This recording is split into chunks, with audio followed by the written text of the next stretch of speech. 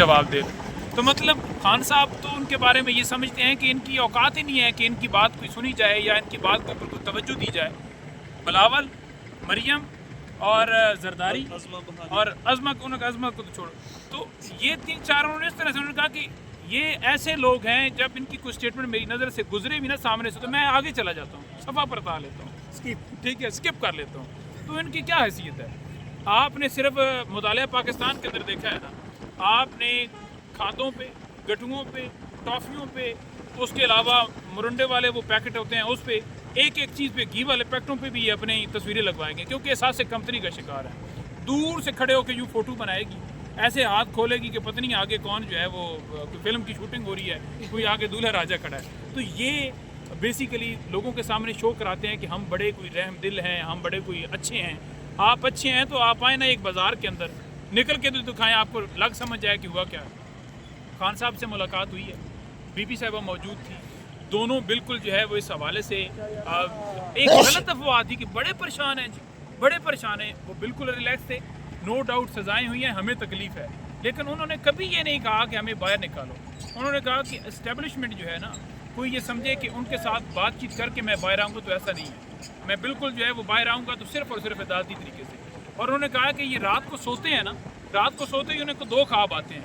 एक ख्वाब आता है कि जनाब फार्म 45 जो है, अगर इनकी बातचीत हो गई किसी जगह पर, तो फार्म 45 वाला किस्सा खुल जाएगा और हुकूमत चली जाएगी। दूसरा इनको ख्वाब ये आता है, उस ख्वाब के अंदर यानी 2 चीज़ें आती हैं। दूसरी ये चीज़ आती है कि इमरान खान जो है वो बाहर आ जाएगा। तो ये बेचारे जो है ना, सुबह उठते ही 9 मई शुरू कर देते हैं। तो ये इनके पास कोई और जवाब नहीं है। तीसरी बात ये है कि खान साहब के ऊपर स्टिल सख्तियाँ की जा रही हैं। मतलब आप अखबार नहीं दे रहे, आप मीडिया तक रसाई नहीं दे रहे, आपने डेथ सेल के अंदर डाला हुआ है, आप बच्चों से जो है वो बात नहीं करवा रहे, डॉक्टर जो है वो नहीं मिल पा रहा।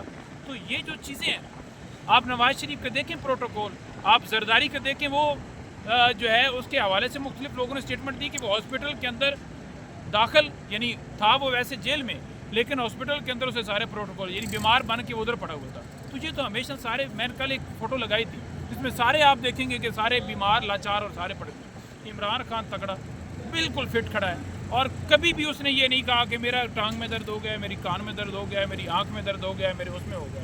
वो ख्वाजा साहब की तरह लचके तो नहीं, ख्वाजा साहब की लचके तो आपको याद होगी। ये जो लोग हैं ना, बेसिकली इन्होंने पाकिस्तान को लूटा है।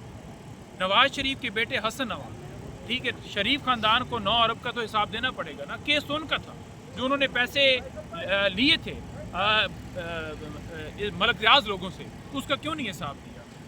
मलक रियाज का अपना पैसा था जो सुप्रीम कोर्ट के अकाउंट में है। आज भी खान साहब ने दौरान समाती की बात की, तो उसका अपना पैसा था तो सुप्रीम कोर्ट के अकाउंट में है।